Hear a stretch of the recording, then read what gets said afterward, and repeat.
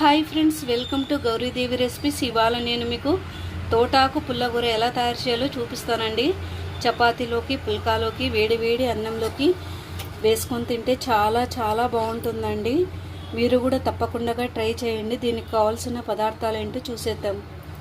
తోటాకు పుల్లగూర కోసం నేను 2 కట్టలు తోటకూర తీసుకుంటున్నానండి.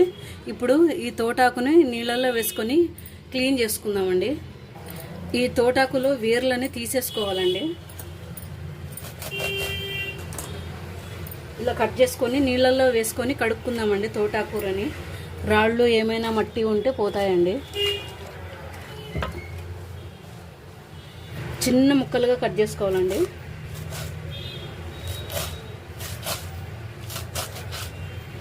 తోటాకంతా ఇలా కట్ చేసి పెట్టుకున్నానండి. ఇప్పుడు స్టవ్ ఆన్ చేసుకొని ప్యాన్ పెట్టుకుందాము. 1 స్పూన్ ఆయిల్ వేసుకుంటున్నాను.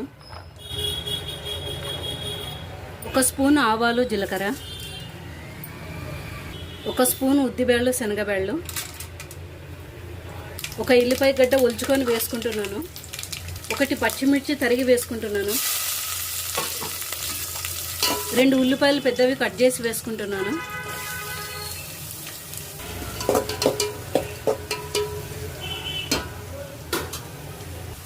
1 టమాటా పెద్దది కట్ చేసి వేసుకుంటున్నానండి. కట్ చేసుకున్న తోటకూర వేసుకుంటున్నానండి.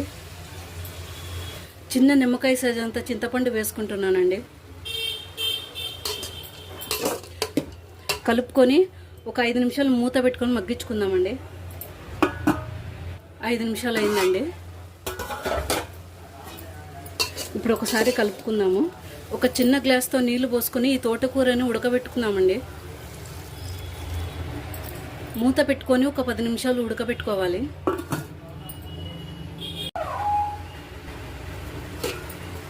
తోటాకు మెత్తగా ఉడికింది. 1 స్పూన్ కారం వేసుకుందాము. 1 స్పూన్ ధనియాల పొడి, రుచికి సరిపడా సాల్ట్, కొంచెం పసుపు, బాగా కలుపుకోవాలండి. 2 నిమిషాలు మగ్గించుకోవాలి. ఒక పప్పు గుత్తి తీసుకొని ఇలా ప్రెస్ చేసుకుందామండి. లైట్గా ప్రెస్ చేయాలండి. ఇంతేనండి, తోటాకు పుల్లగూర రెడీ అయిందండి. ఒక గిన్నెలోకి తీసేసుకుందాము. చపాతీలోకి, పుల్కాలోకి, వేడి వేడి అన్నంలోకి ఈ తోటాకు పుల్లగూర చాలా చాలా బాగుంటుందండి. మీరు కూడా తప్పకుండా ట్రై చేయండి. ఈ తోటాకు పుల్లగూర ఒక్కో చోట ఒక్కో రకంగా చేస్తారండి. మా సైడ్ ఇలా చేస్తారండి. టేస్ట్ అయితే చాలా అద్భుతంగా ఉంటుందండి.